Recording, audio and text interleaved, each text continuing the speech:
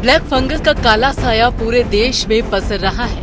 Mucormycosis यानी कि black fungus का कहर ऐसा कि कई राज्यों ने इस महामारी घोषित कर दिया है। देश में कोरोना और ब्लैक फंगस के कहर के बीच सोमवार को केंद्रीय स्वास्थ्य मंत्री डॉक्टर हर्षवर्धन ने मंत्री समूह की 27वीं बैठक की अध्यक्षता की। इस दौरान उन्होंने देश भर में ब्लैक फंगस की स्थिति पर जानकारी दी और बताया कि ये अब तक 18 राज्यों में मिल चुका है। स्वास्थ्य मंत्री ने बताया कि देश भर में अब तक ब्लैक फंगस के कुल 5,424 मामले आ चुके हैं। इनमें से 4,556 मरीज ऐसे थे जिन्हें पहले कोविड-19 संक्रमण था और 55% मरीजों को डायबिटीज था।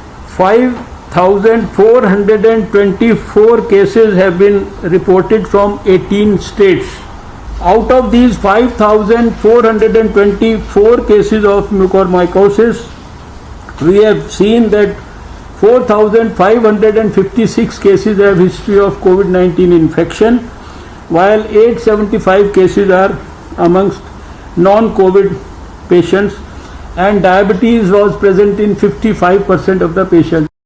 केंद्रीय स्वास्थ्य मंत्री हर्षवर्धन ने बताया कि ब्लैक फंगस के 5,424 मामलों में सबसे ज्यादा गुजरात में 2,165, महाराष्ट्र में 1,188, उत्तर प्रदेश में 663, मध्य प्रदेश में 519, हरियाणा में 339 और आंध्र प्रदेश में 248 मामले दर्ज किए गए हैं।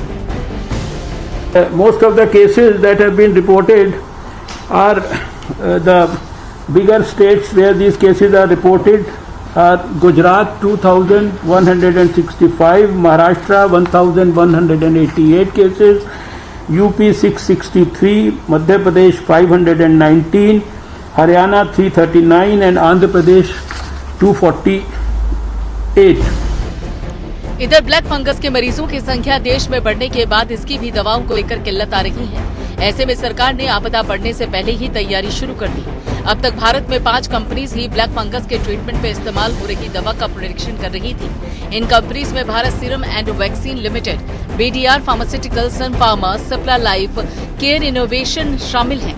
अब देश के अन्य 5 नई फार्मा कंपनीज को दवाओं के प्रोडक्शन के लिए लाइसेंस दिया गया है, जबकि ब्लैक फंगस की दवा इंपोर्ट भी की जा रही है।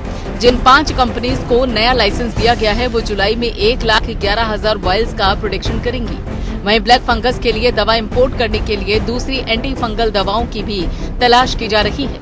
दरअसल म्यूकोरमाइकोसिस एक फंगल इन्फेक्शन है।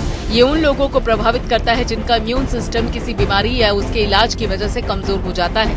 ये फंगस हवा में मौजूद होता है और ऐसे लोगों में पहुंचकर उनको संक्रमित करता है। Bureau report.